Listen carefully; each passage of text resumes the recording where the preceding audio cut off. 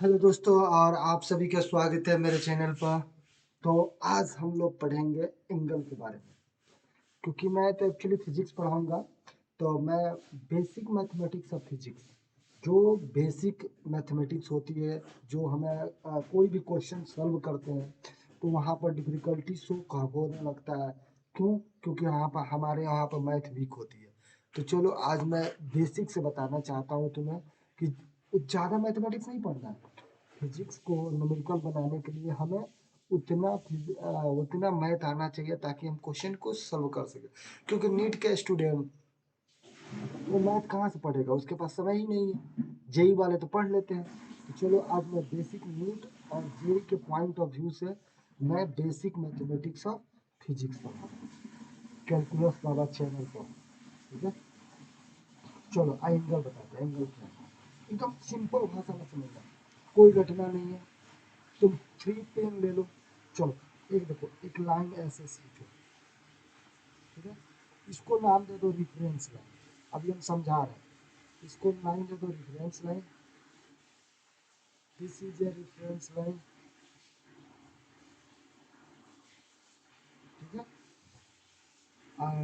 Another line it can be drawn like this. Okay, this is a revolving line. What? Revolving line. And this is a line also. Okay, this is a reference line, this is a revolving line.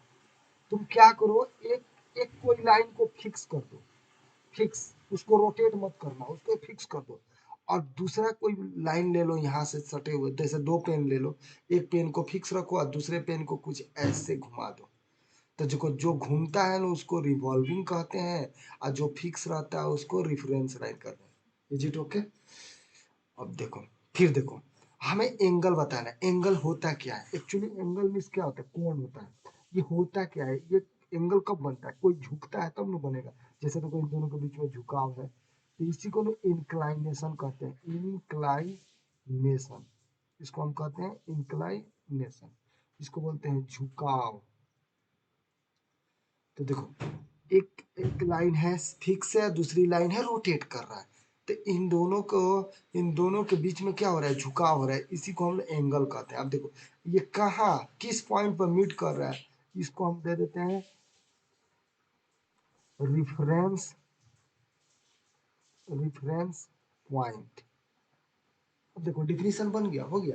देखो, दी inclination, ये जो inclination बना है, तो देखो यहाँ पर लिख दिया है दी इंक्लाइनेशन। कहाँ बना है, किसके बीच में बना है? तो रिफरेंस लाइन। मतलब रिफरेंस लाइन माने ये जो फिक्स था, ये reference line. And, and means और, रिवॉल्विंग लाइन मीन्स जो घूम रहा है, ये घूम रहा है। अबाउट, किसके अबाउट? द रिफरेंस पॉइंट के अबाउट। कौन रिफरेंस पॉइंट? इस रिफरेंस पॉइंट के अबाउट।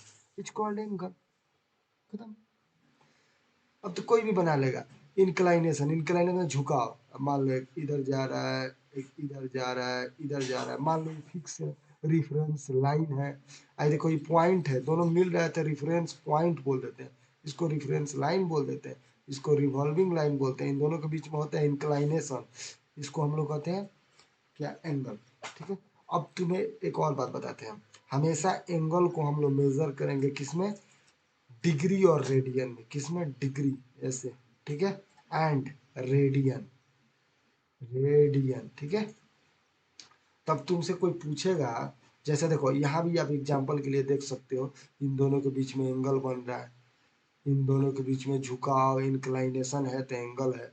इन दोनों के बीच में भी एंगल है, इन दोनों के बीच में भी एंगल है। अभी कितना डिग्री का ये नहीं बता रहे, केवल एंगल पहचान सिखा रहे। इन दोनों के बीच में भी एंगल है। ठीक है, अभी आगे बताते हैं।